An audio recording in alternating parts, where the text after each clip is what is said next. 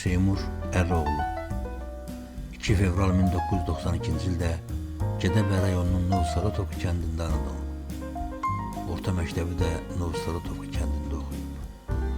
Azərbaycan ordusunun çavuşu olan Seymur Ələsgərov 2020-ci il sentyabrın 27-sində Azərbaycan Silahlı Qüvvələri tərəfindən Ermənistanın işğalı altında olan ərazilərin azad olunması və Azərbaycanın ərazi bütövlüyünün bərpa edilməsi üçün başlanan Vətən müharibəsi zamanı Füzulinin azadlığı uğrunda gedən döyüşlərdə savaşıb.